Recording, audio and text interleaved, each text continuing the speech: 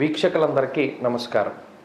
వృషభ రాశి వారికి మే నెల ఏ విధమైనటువంటి ఫలితాలను ఇవ్వబోతూ ఉన్నది, మే నెలలో ఏ గ్రహాలు ఈ రాశి వారికి అనుకూలము, ఏ గ్రహాలు ప్రతికూలమైనటువంటి గ్రహాల యొక్క ఆ ప్రతికూలతను తగ్గించుకోవడానికి మనం ఏం చేయాలి అనేటువంటి విషయాలు అన్నీ కూడా క్లుప్తంగా ఈ వీడియో ద్వారా తెలుసుకునేటువంటి ప్రయత్నం చేద్దాం. ఎక్కడ కూడా స్కిప్ చేయకుండా చక్కగా వీడియోను చూడండి. మే నెల మీద పూర్తిగా మీకు ఒక అవగాహన వస్తుంది. ఇక పరిస్థితులను చూస్తే ఈ మే నెలలోనే గురుడు మార్పు, రవి మార్పు, శుక్రబుధుల యొక్క మార్పు ఇవన్నీ కూడా మనకు కనబడుతూ ఉన్నాయి. అయితే ప్రధానంగా వృషభ రాశి వారికి ఈ నెలలో ఉన్నటువంటి బలం ఏంటయ్యా అంటే కుజుడు రాహువు కలిసి లాభస్థానంలో ఉండడం, అలాగే ఈ మాసంలోనే జన్మ రాశిలోకి శుక్రుని యొక్క సంచారం రావడం. ఇక్కడ కొన్ని దోషాలు కూడా ఉన్నాయి. గురువు యొక్క జన్మరాశి స్థితి, బుధుని యొక్క స్థితి, అలాగే రవి యొక్క స్థితి. ఈ శనేశ్వరుడు మాత్రం కొంత మిశ్రమమైనటువంటి గ్రహం. అయితే ఇక్కడ ఒక విషయాన్ని గమనించండి. రవి ప్రతికూలంగా ఉన్న 12-1వ స్థానంలో రవి పూర్తి ప్రతికూలం, బుధుడు 12-1 స్థానాల్లో సంచారం, శుక్రుడు 12-1 స్థానాల్లో సంచారం. ఇలా ఎన్ని గ్రహాలు ప్రతికూలంగా ఉన్నా కూడా ఒక్క కుజరాహువుల యొక్క కలిసి ఉన్నటువంటి ఆ యుతి ఏదైతే ఉన్నదో అదే ఈ మాసంలో వృషభ రాశి వారిని అత్యంత ఉన్నతమైనటువంటి స్థాయిలోకి తీసుకువెళుతుంది. ఎందుకంటే క్రూరో బలీచేదృతే, ఉపచయ స్థానంలో క్రూరమైనటువంటి గ్రహాల యొక్క కలయిక చాలా బలమైనటువంటి ఫలితాన్ని ఇస్తుంది అన్నాడు. అందువల్ల లాభస్థానంలో కుజుడు ఉండడం, లాభస్థానగతే భౌమౌ, చాలా విశేషమైనటువంటి ఫలితాలను చెప్పారు. సంతోషమర్ధలాభశ్చ, సంతోషము అర్ధలాభము, ధైర్యమేకాదశగతే కుజే. అలాగే లాభస్థానంలో రాహువుకి కూడా చాలా గొప్ప ఫలితాలను చెప్పడం జరిగింది గోచారవశాత్తు. అయితే ఇక్కడ ఈ మాసం కనుక చూస్తే 15వ తారీఖు వరకు రవి యొక్క సంచారం 12వ ఇంట్లోనూ, 15వ తారీఖు తర్వాత జన్మరాశిలోనూ ఉంటుంది. 20వ తారీఖుల గాయతూ శుక్రుడు వృషభ రాశిలో సంచారం చేస్తారు. అనగా మీ రాశ్యాధిపతి మీ రాశిలోనే సంచారం చేస్తారు. ఇక్కడ ఈ గ్రహస్థితిని ఎందుకు మనం మాటిమాటికి చెప్పుకోవాలి అంటే ఏ గ్రహాల వల్ల ఏ అనుకూలత వస్తుంది.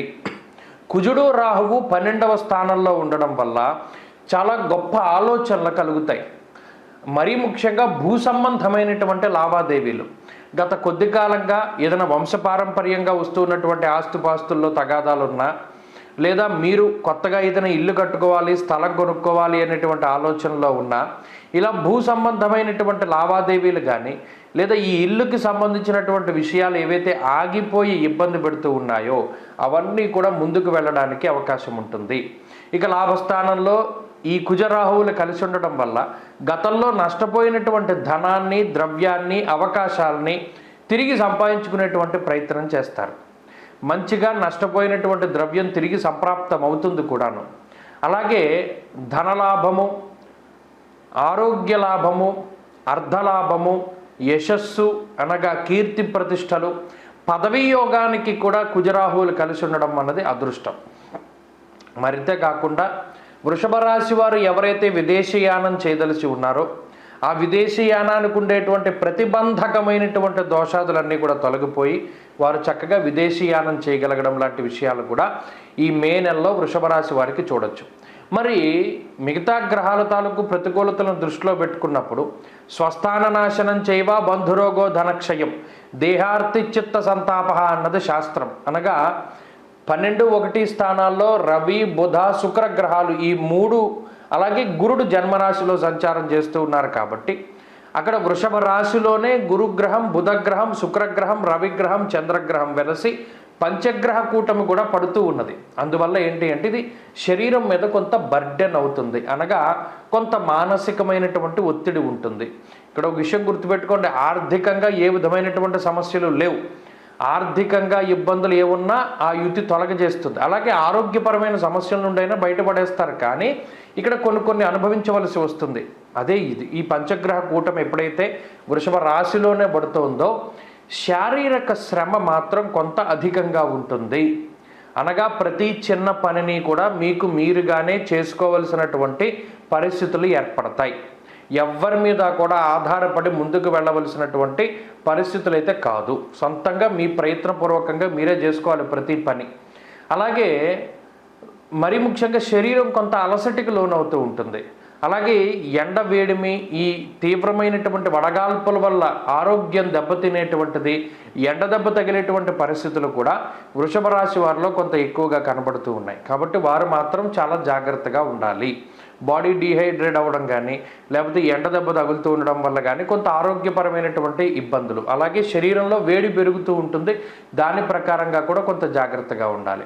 అలాగే ముఖ్యంగా మే నెలలో తీసుకునేటువంటి నిర్ణయాల పట్ల కూడా చాలా జాగ్రత్తగా ఉండాలి. ఎందుకంటే ఈ మే నెలలో ఈ పంచగ్రహ కూటమి ఎప్పుడైతే వృషభ రాశి యందు ఏర్పడుతోందో దానివల్ల కొంత అసంబద్ధమైనటువంటి నిర్ణయాలు, అంటే మీకు ఇష్టం లేకపోయినా కూడా కొంతమంది యొక్క ప్రమేయం వల్ల, కొంతమంది యొక్క ఒత్తిడి వల్ల మీరు నిర్ణయాలు ఏవైతే తీసుకుంటూ ఉన్నారో ఆ నిర్ణయాల వల్ల భవిష్యత్తులో ఇబ్బంది పడేటువంటి పరిస్థితులు వస్తాయి. కాబట్టి బలవంతంగా మిమ్మల్ని ఏ విషయంలోనైనా ఒప్పించేటువంటి ప్రయత్నం చేస్తే వాటిని ఒప్పుకోకండి. చాలా సున్నితంగా తిరస్కరిస్తూ ఉండండి. మీ సొంత ఆలోచనలు, సొంత నిర్ణయాలు ఏవైతే ఉన్నాయో అవే మిమ్మల్ని కాపాడుతూ ఉంటాయి. అయితే ఈ మాసంలో ప్రత్యేకించి ఉద్యోగస్తుల యొక్క పరిస్థితి అయితే చాలా బాగున్నది. ఉద్యోగపరంగా కొంత ఒత్తిడి ఉన్నప్పటికీ, పై అధికారులతో అంత సఖ్యత లేకపోయినప్పటికీ మీ యొక్క ప్రతిభ మీద మీరు ముందుకు వెళుతూ ఉంటారు. ప్రత్యేకించి మీకు ఎప్పటికప్పుడు అదృష్టం అనేది వెన్నంటే ఉంటుంది. కాబట్టి ఉద్యోగపరమైనటువంటి సమస్యలు ఏవి కూడా కనబడడం లేదు. అయితే వ్యాపార పరంగా కూడా మంచి పరిస్థితులే గోచరిస్తూ ఉన్నాయి. విద్యార్థులకి గ్రహగతులు పూర్తిగా అనుకూలంగా గోచరిస్తూ ఉన్నాయి.